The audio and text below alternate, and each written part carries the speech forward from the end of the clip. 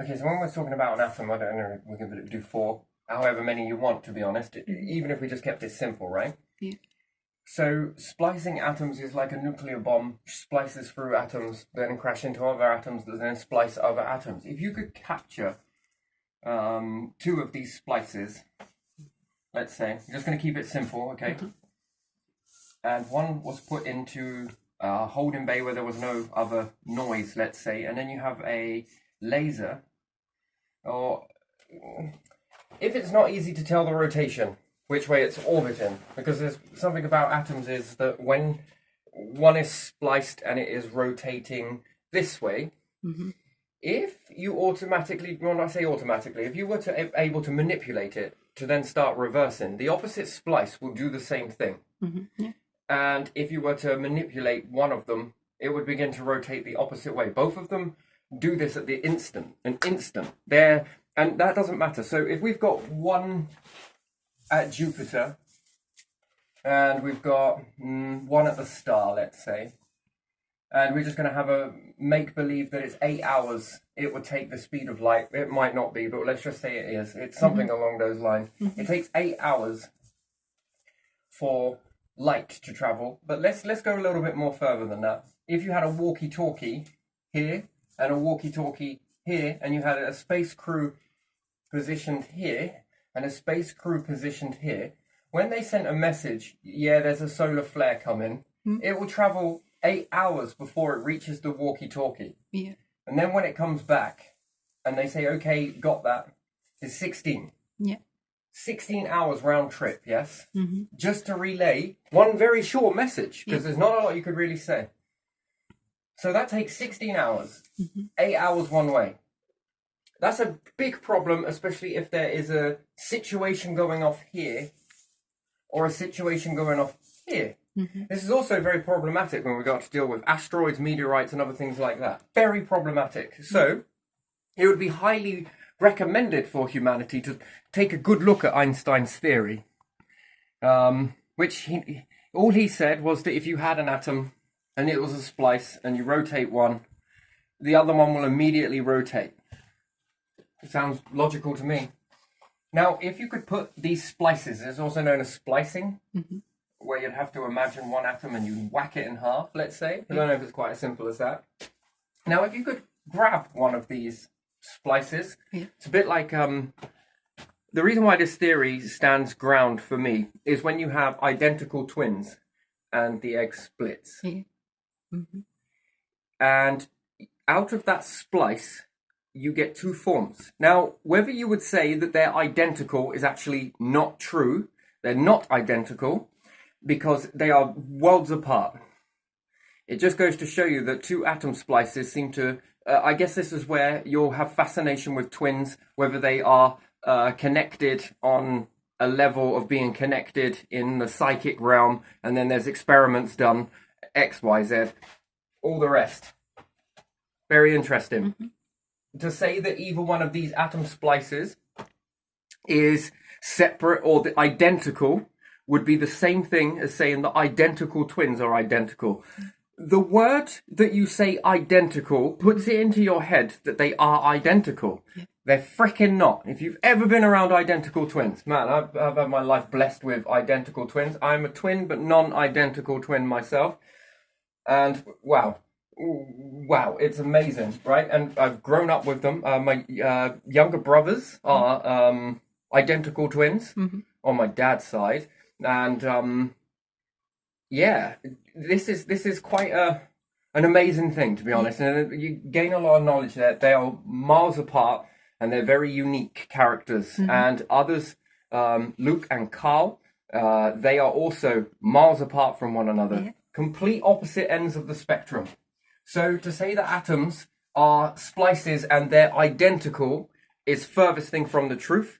And if we want to go from a Big Bang standpoint, splice, splice, splice, splice, splice, splice, splice, this is on an atomic level, I would say.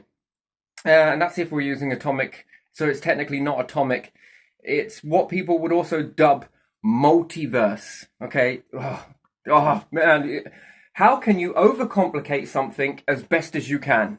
Call it a multiverse. Okay, so then we would have to say that we're all psychically connected on that scale then, and it's the furthest thing. You would identify and say that I am Terry, this person capable of doing this, this, this, this, and this. You are somebody else that identifies as that, and you do this, this, this, this, and this. You like those things. A star would identify and say, I am a star. I identify because I do this, this, this, this, this, and this. I enjoy doing that. Planet would identify, and so on, and so on, and so on. Universe itself, and so on, and so on. The reason why we're crossing in between universe and this is because I got two things around in my mind at the moment that are pressing. Anyway, so getting back to this. So, and again, there's this thing called synchronicity. Again, there's a backstory. It's really relevant. Everything is in sync with one another. Did you know that? On the atomic level, everything is in synchronicity with everything else. Everything is in sync on the atomic level. But when we zoom out of that and look at reality, nothing is in synchronization with everything else. Isn't it weird? It is, isn't it? So you have order, synchronization, and you have chaos and just, so much distance. Okay, I think that's covered everything. So when you splice these 2.5 or 1 that becomes 2, you're technically separating the egg. You are dividing the egg, and the egg magically becomes one egg of its unique self, which is absolutely fascinating, right? By and large, it's basically what's happening anyway with all children that are born. It doesn't matter whether you are binary or not, because you as a brother and sister would also be a splice of a splice of a splice of a splice of a splice all the way back. So no different from what birth does anyway. Okay, so the same with the atom. The atom is able to be spliced. Now the difference is the rotation. When you make one rotate one way, the other one automatically rotates the other way. Very interesting, isn't it? But this is because it's on the atomic level. If it was bigger and you spin one twin one way, the other twin isn't going to automatically start spinning in that way, right? And then you start to spin the other twin the other way. And then the other twin's like, oh my God, I don't know what's happening. Something's happening to me. I'm rotating. I don't know why. Okay, right. It doesn't work like that. We're on about this. Everything tries to be in synchronicity in order to have all of this chaos. Yeah. Interesting. And then in that chaos, can you find order? And in the order, can you find chaos? Interesting. So, that's a question for another day. So when you splice it and you're able to grab this, 2 individual splices that we would say are identical, but let's say that's politically incorrect, and you were to put this into a computer.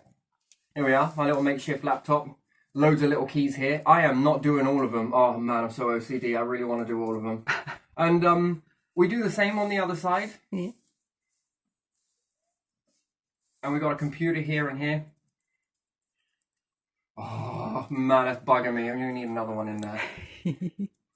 Oh, I really want to put in all of the keys. Anyway, but we'd be here for a while. Okay, and the computer was able to read the rotation, whether it's going that way or whether it's going to go that way. And it's also capable of, when you type into here, of rotating this. Now, same with this one. Now, if we're relying on the internet connection to go from there to there, we'd be waiting 8 hours for it to reach and that would just be a pain in the ass. Yeah. Okay. So what we do then is this rotation is instant. Therefore, it is faster than the speed of light. Yeah. Technically, it's within the ratio. It's not traveling technically, but you could say that there's like a telepathic link between the two. I don't think so. I think it's more order. Space is not space when it's really weird, isn't it? It's very strange. Space is just space when it becomes you looking at it. But technically, it isn't space.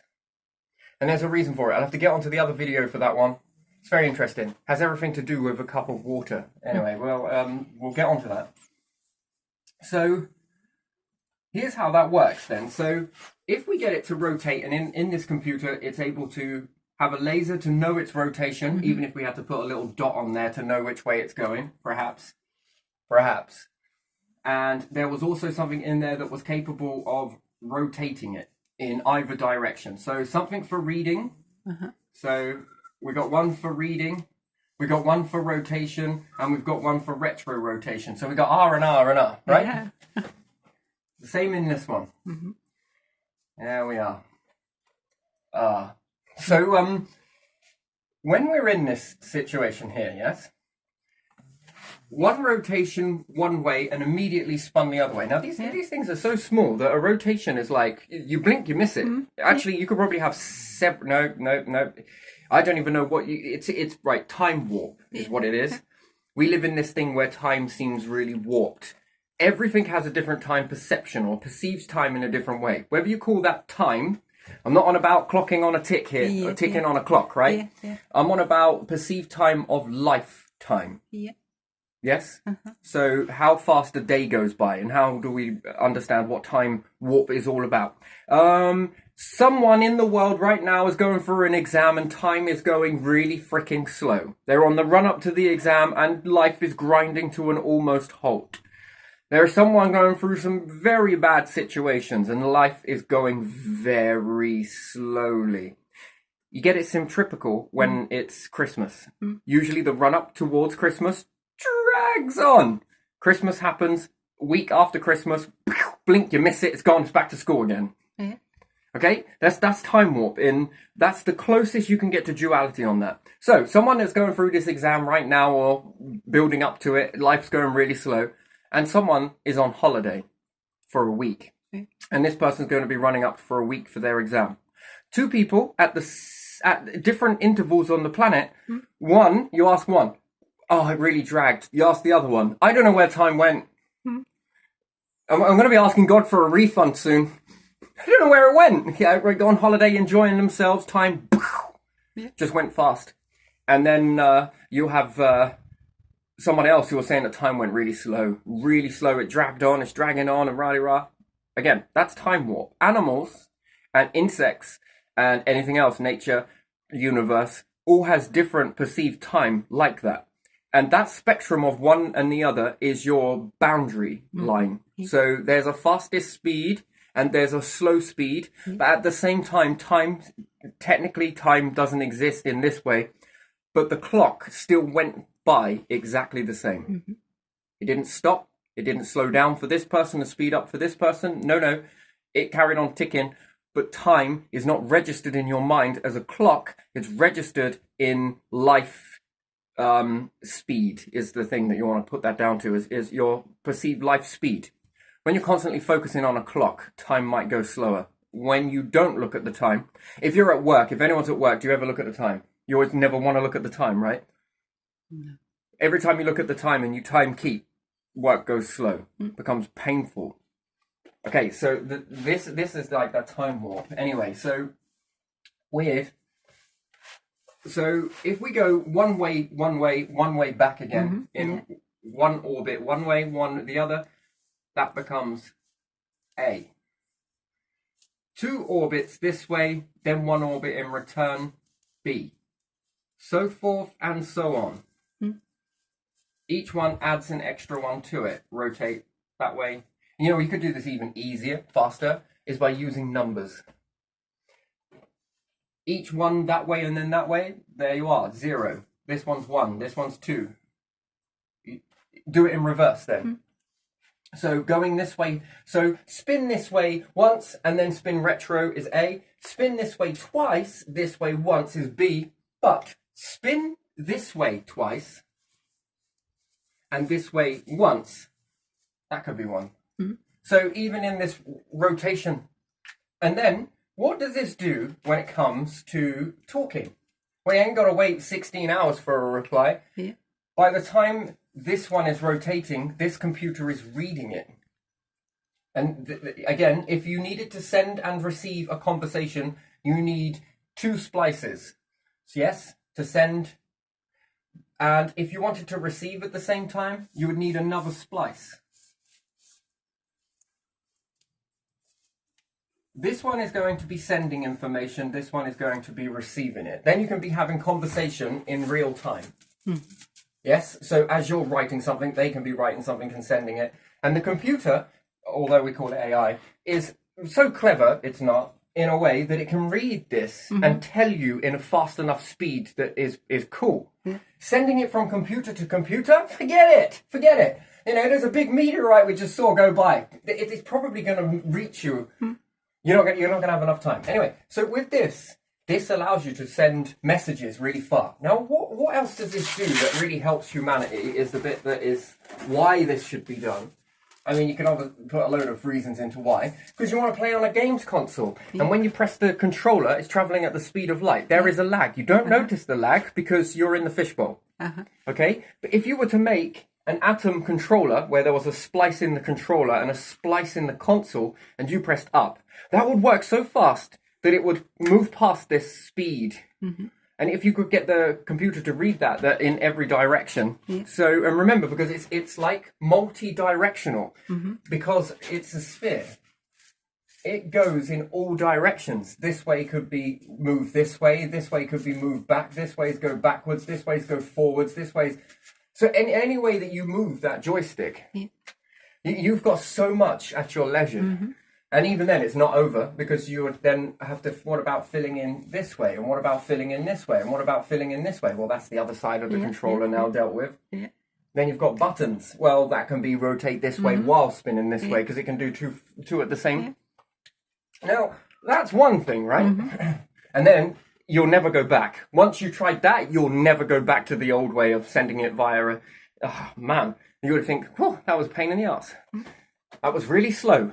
And then the generation that have these, we'd be the ones that would be like, back in my day, we had really slow controllers and we managed to kick ass on games consoles. Right? Do you get what I mean? It just keeps on going. Send phone calls real time. No need for satellite. No need for internet. Interesting, really, isn't it? Well, technically, you would still use internet, but in this, it would be so fast that as it's leaving your mouth, no lag. Do you even notice a lag? Well, you know no different because you're in the fishbowl. You're a fishbowl that is inside a fish tank. But this fishbowl is smaller, but reaches the top. Only the fish that jump out will realise that there's a tank. That's weird. And then if there was nothing else in the fish pond while you were in the fish bowl, you wouldn't know that there was anything to jump for. It's a little bit difficult when we come to koi's. They love to jump the water. So, now let's say that we have an instrument that is capable of, like, let's say, it's your eyes and ears. So let's say a telescope, yeah? Beautiful. Hits a nice, beautiful mirror, bounces back up, goes to this little bit here and into an eyepiece. Lovely. I like those types. And let's say we have, I don't know, a camera attached to that. And this is then connected to a computer. Oh man, you get the idea. And there we are. So the computer's reading all of this, and this is in deep space. It now notices a really big meteorite coming towards Earth. Yeah, it's traveling close to the speed of light. Not quite, but close to. If you were to send a signal back, it would travel just a little bit faster than that meteorite. And by then, you would be getting the memo that there was a meteorite coming. At the same time, you're already seeing it. What the fucking hell good is that? I might as well use a Philips. That's no good, right? So now we've got one with an atom on it. And let's say the thing is, well, it's at the heliopause. Just now entering, let's say. And this has just detected it. And it sends these scribbles in one way, another way, to send the binary code to another computer at Earth for it to tell you how fast, how big it is in real time. This thing is traveling at this speed means you've got X amount of hours now, or days, or weeks, or months to be able to do something about it, because you got the message now, as soon as it knew. And again, it would only need to send binary code. This computer is basically the printer, but it's the modern version. Computer is actually a printer, really, when it's sending numbers to another computer, and the computer then begins to build a picture out of zeros and ones and zeros and fascinating. It's basically a printer, is what you're seeing in real time. Just you haven't got the whole that you used to have, you know. And, you're just not wasting paper. You're just, blotting it on an ink screen. This is in real time, this then helps you to be able to get in to do something to counter measure it. Yeah. We're going to be sending this big payload towards it. Oh yeah, baby, it's going to be on now. We're going to send this massive rocket that looked a little bit innocuous in the beginning, but hey, and it's going to be called the Shark. It's going to go and blow this bad boy up, or it's going to gobble it up and knock it back out in the solar system, or you're going to hit it into Jupiter. That's your problem now. And Jupiter's like, oh yeah, I got a frisbee effect for you. Right, and then it sends it back, and then we'll be playing ping pong with an asteroid. This is what it does, and what it does for more so is if you ever build a spacecraft, right, and you're traveling at the speed of, well, let's say you're getting closer to the speed of light, you want these things to be just a little bit ahead of you, these telescopes, let's say, because if anything comes in that you're going to be, like, your spaceship is going very fast, takes very long time to slow it down. Not getting to the speed of light is not the problem. Slowing down from the speed of light is the problem. It needs to be done in a very delicate little way. I mean, even a feather on a brake is enough to knock your brains out your skulls. Yeah? Turn you inside out. Turn your internal organs into jelly. Liquefied. Hey, if there were spiders on board, they'd love it. Never mind. Right, so if you had this that went further forward, you're going to lose this in the process of it smacking into that. But real-time data, you're going to know about it. And what's more, you can then begin to move around the object. You're still going to have some inertia in there, but at the same time, it's better than trying to slow down from X speed to and stopping right in the middle. Not great, is it? That's why I'm fascinated. I tried to say two words at once then. That's why I'm fascinated with atoms and atom computers. Because they are the very next, they are the big deal. And do you know what else is really great about it? What? If you were using them in like little bits of spy gadgets here and there, like 007 shit, no one would be able to hack your signal. They wouldn't be able to intersect the atom because they'd need a splice. And then how many times could you splice that atom to then give so many different organizations that need to know? Yeah, sure, you could probably hack the computer, but if you made it so that it didn't have anything in it that was sending out a wireless signal in any way, shape, nor form, you don't need internet. What the hell do I want your internet for? I got this. I got atoms, baby. You just have to be careful not to lose it. Well, yeah, as soon as you've lost it, you just disregard it and get another. Refill up all of it. It's pretty much like losing a key. You change the lock, but this one is just a never-ending lock. And then you could change these every single week. You know, you want to get into in the beginning, it's going to be tricky to even make one. But let's say you get into the process of, pumping them out like mobile phones. Every other day you could switch it, just in case someone did hack your stuff, I mean, well, it's more likely that they're going to try and hack the computer. But if it's on you all the time, on your Percy, then it's going to be unlikely that someone's going to get hold of that. I mean, you're not exactly going to be leaving that in your car whilst you go and shop in Walmart, Argos, Tesco, Sainsbury's. Anyone want to sponsor? No, just kidding. Right. So, all of these things just sort of go into a bit more of an easier existence. And what's more, they are CME proof. They don't get interfered with CME. So, corona mass ejection, solar flare, in layman's terms. Although solar flares is very minute of what you have to experience. We're talking about colossal flares. The likes of which you've never seen. Let's hope you never do. Or be ready to deal with those before they happen. Those are something. Might be last time. If it's really big. Yeah, they're quite devastating. To all electrical devices. All of them. And it seems, yeah. You want to be on a ship by then. It's easier to protect a ship than it is an individual device or a planet. Interesting. Isn't that very interesting? So yeah, there we are. So that is atomic computers, and just by reading rotation, which we keep going around and around here. That's my favourite saying that everyone keeps using it towards me. Quite recently, we just keep going around and around. Yeah, no kidding. You just state the obvious. What do you think we're doing around our sun? What do you think the moon does around us? What do you think we're doing when it comes dark night, dark light, dark light? We just keep going around and around. And now, the atoms. You just keep going around and around, don't you? Yes, but you're giving me information. Thank you, I love you. So there you are. So, yeah. And I made this video once before. Actually, it was probably about a year ago.